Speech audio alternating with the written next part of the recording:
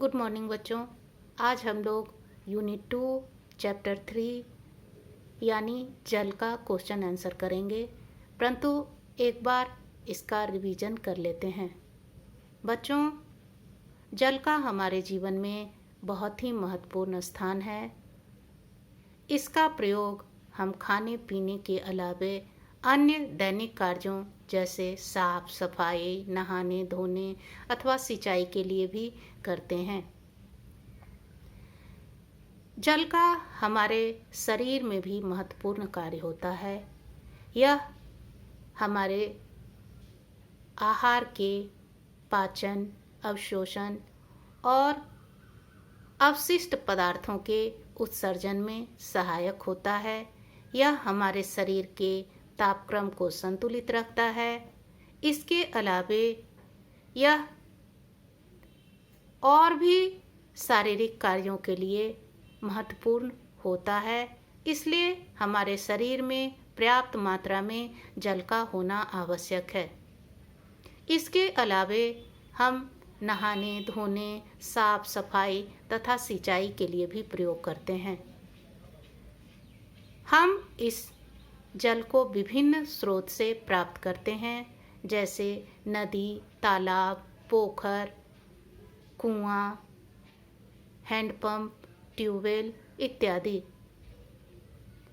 इन सभी स्रोतों से प्राप्त होने वाले जल में कुछ न कुछ अशुद्धि विद्यमान रहती है और इस जल का प्रयोग खासकर जब हम पीने अथवा खाने के लिए करते हैं तो हम बहुत सारे जल जनित रोगों से पीड़ित हो जाते हैं, खासकर पाचन संबंधी रोगों से। जल में ये अशुद्धि उसकी प्राप्ति के स्रोत के कारण, उसके भंडारण में बरती गई असावधानी के कारण अथवा अन्य कारणों से भी हो सकती है। और जब हम इस अशुद्ध जल का व्यवहार करते हैं तो वह हमें बहुत से रोगों से पीड़ित कर सकता है। इसलिए हमें हमेशा साफ, स्वच्छ एवं शुद्ध जल का ही व्यवहार खासकर खाने और पीने के लिए करना चाहिए। हम खाने अथवा पीने के लिए जिस जल का व्यवहार करते हैं वह साफ सुथरा और स्वच्छ होना चाहिए। उसमें किसी प्रकार के जीवाणु अथवा विषाणु नहीं मिले होने चाहिए। वह जल दुर्गंध और गंध रहित होना चाहिए। उसमें किसी प्रकार के घुलनशील अथवा अघुलनशील रसायन नहीं मिले होने चाहिए, तभी उस जल का व्यवहार हम अपने खाने पीने के लिए कर सकते हैं।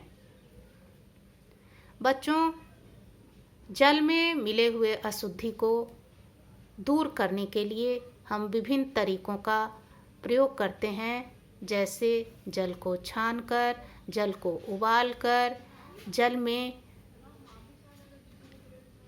रसायन मिलाकर।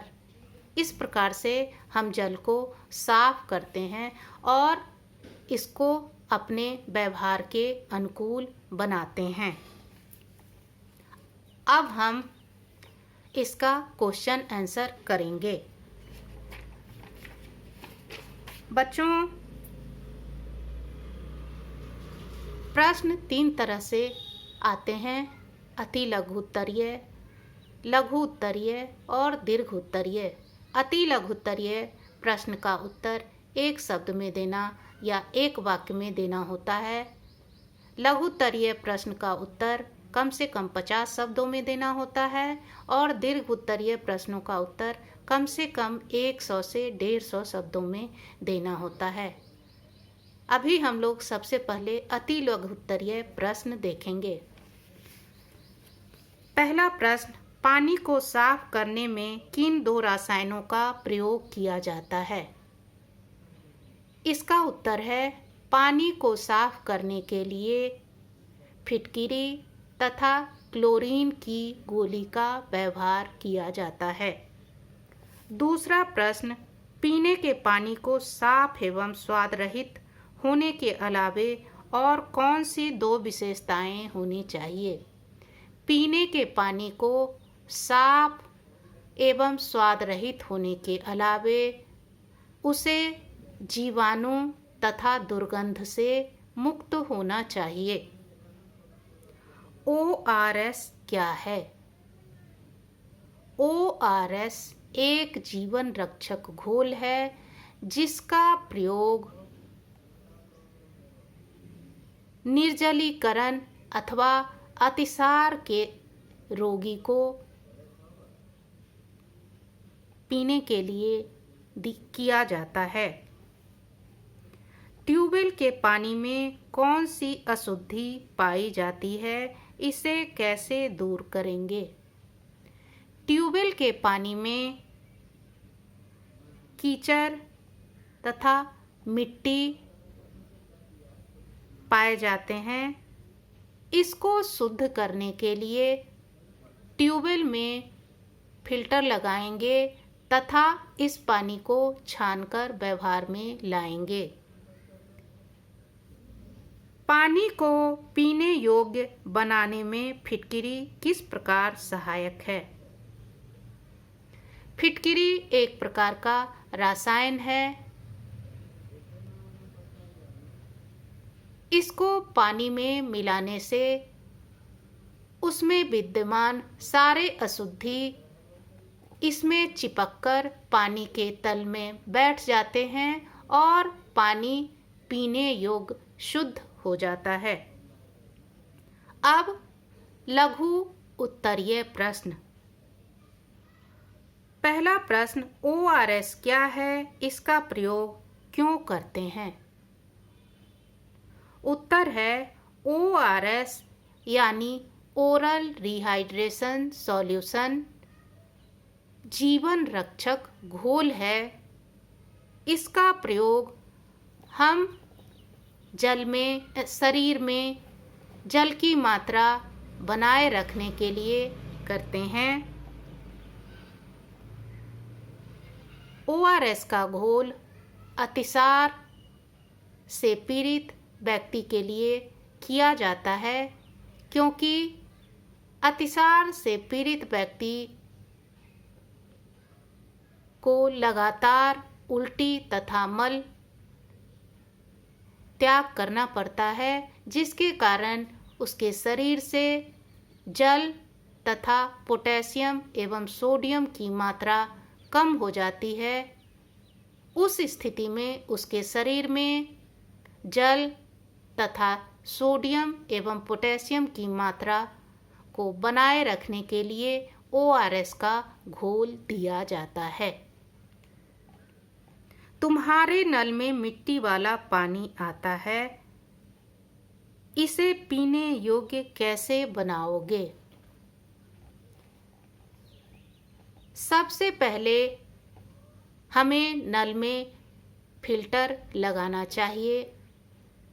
इसके बावजूद भी यदि नल के पानी में मिट्टी आता है तो उस पानी को एक बाल्टी अथवा टब में भर लेंगे और उसमें फिटकिरी अथवा क्लोरीन की गोली मिलाएंगे। ऐसा करने से जल में मिले हुए मिट्टी अथवा अन्य अशुद्धि टब के पेंदे में जाकर बैठ जाएंगे और वह पानी बिल्कुल शुद्ध हो जाएगा। तीसरा प्रश्न है, आप अपने विद्यालय में घड़े में रखे पानी को किस प्रकार पीने योग्य बनाओगे? बच्चों, सबसे पहले विद्यालय में जिस घड़े में पीने का पानी रखा जाता है उस घड़े को साफ एवं स्वच्छ होना चाहिए तथा उसका मुंह अच्छी तरह से ढकने वाले ढक्कन से ढका होना चाहिए। इसके बाद उसमें फिल्टर किया हुआ पानी डालेंगे या फिर उस पानी में क्लोरीन की गोली डाल देंगे। घड़े से पानी निकालने के लिए कभी भी उसमें हाथ नहीं डालेंगे, बल्कि निकालने के लिए एक मग का या डंडी लगे हुए बर्तन का प्रयोग करेंगे, क्योंकि यदि हम उसमें हाथ डालकर पानी निकालते हैं तो हमारे हाथ की अशुद्धियां उस पानी में मिल जाएगी और वह पानी गंदा हो सकता है। इतना ही नहीं, जिस जगह वह घड़ा रखा हो वह जगह भी साफ सुथरा होना चाहिए। अब है दीर्घ उत्तरीय प्रश्न। इसमें पहला प्रश्न है, ORS का प्रयोग क्यों किया जाता है? इसे घर पर बनाने की विधि बताएं।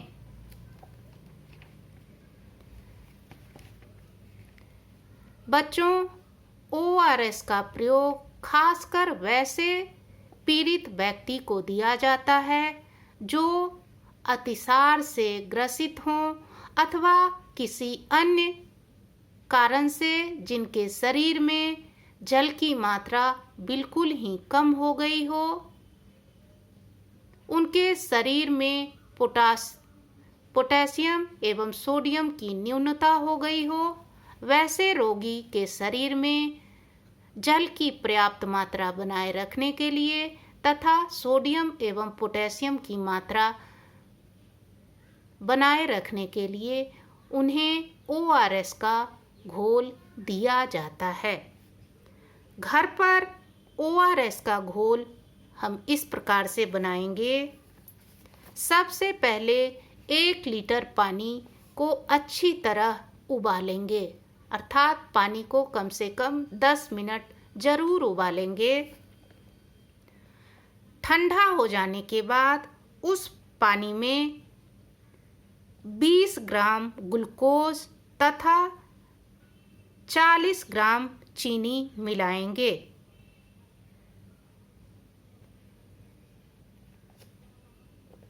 या 1 लीटर पानी में 50 ग्राम चावल का पाउडर डालकर उसे 3 से 4 मिनट उबालेंगे।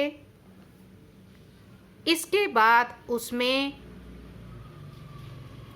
आधा चाय का चम्मच साधारण नमक, आधा चाय का चम्मच मीठा सोडा,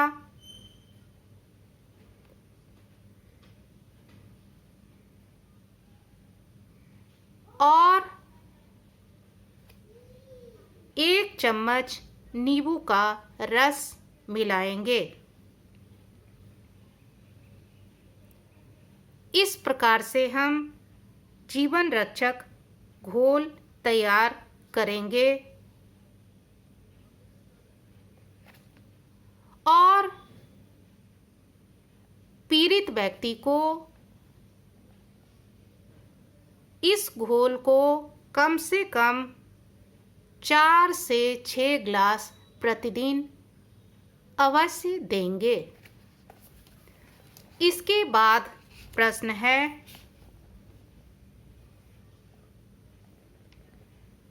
जल का हमारे शरीर में क्या कार्य है? बच्चों, इसकी चर्चा हम पहले विस्तार से कर चुके हैं। इसके बाद प्रश्न है, घर पर पानी को साफ करने एवं पीने योग्य बनाने के लिए कौन कौन से तरीके अपनाए जाते हैं?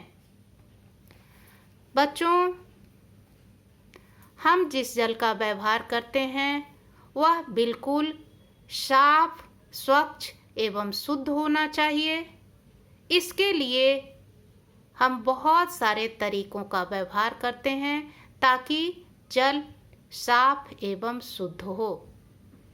इसमें सबसे पहला तरीका है जल को छानना। जल को छानने के लिए और उसमें मिले हुए अशुद्धि को साफ करने के लिए हम एक महीन पतले मलमल कपड़े का प्रयोग करते हैं। यह कपड़ा बिल्कुल साफ एवं स्वच्छ होना चाहिए और जिस बर्तन में हम पानी छान रहे हैं वह भी बिल्कुल साफ होना चाहिए। जिस बर्तन में हम पानी छान रहे हैं उसके ऊपर से इस कपड़े को डालेंगे, उसके बाद पानी को उसमें छान लेंगे। ऐसा करने से उस जल में विद्यमान घास फूस कंकड़ पत्थर तो आसानी से छन जाते हैं, परंतु उसमें मिले हुए महीन मिट्टी के कण अथवा दुर्गंध दूर नहीं होते हैं। आजकल जल को छानने के लिए कई कंपनियों द्वारा फिल्टर का निर्माण किया गया है। उस फिल्टर से भी हम आसानी से जल को छान लेते हैं और उसे पीने योग्य बना लेते हैं। दूसरा तरीका है जल को उबालकर शुद्ध करना। जल को स्वच्छ साफ एवं शुद्ध करने का सबसे सटीक उपाय उबालना है। इसके लिए हम जल को कम से कम 15 से 20 मिनट तक उबालते हैं। उसके बाद उसको ठंडा होने के लिए छोड़ देते हैं। ऐसा करने से उस जल में विद्यमान जितने भी जीवाणु अथवा विषाणु होते हैं वे मर जाते हैं। जल में विद्यमान रासायनिक तत्व भी जमकर उस जल के पेंदे में जमा हो जाते हैं। जब यह जल ठंडा हो जाता है तो इसको हम एक साफ एवं स्वच्छ बर्तन में छानकर उसको ढककर व्यवहार में ला सकते हैं। परंतु यह तरीका व्यावहारिक तौर पर सही नहीं है, क्योंकि जहाँ परिवार बड़ा होता है वहाँ अधिक मात्रा में जल उबालना आसान नहीं होता है। जल को साफ करने के लिए तीसरा तरीका है जल को जमाना। ऐसा करने के लिए हम अशुद्ध जल में फिटकिरी मिलाते हैं। फिटकिरी मिलाने से उस जल की अशुद्धि उस फिटकिरी में चिपक जाती है और पानी के निचले वाले तल में जाकर जमा हो जाती है। कुछ देर बाद जब इसमें मिले हुए अशुद्धि पूरी तरह से जल के पेंदी में जम जाते हैं तो ऊपर का पानी हम दूसरे बर्तन में निकालकर उस पानी का व्यवहार कर सकते हैं। यह भी जल को शुद्ध करने का एक आसान तरीका होता है। इसके अलावे जल में हम विभिन्न प्रकार के रसायन जो आजकल बाजार में आसानी से उपलब्ध हो जाते हैं उनको मिलाकर भी अशुद्ध जल को शुद्ध बना सकते हैं। इसके लिए हम जल में ब्लीचिंग पाउडर अथवा क्लोरीन की गोली का व्यवहार करते हैं। क्लोरीन मिलाने से जल कितना भी अशुद्ध और गंदा क्यों ना हो वह साफ और स्वच्छ हो जाता है और उसका व्यवहार हम खाने अथवा पीने के लिए कर सकते हैं। धन्यवाद।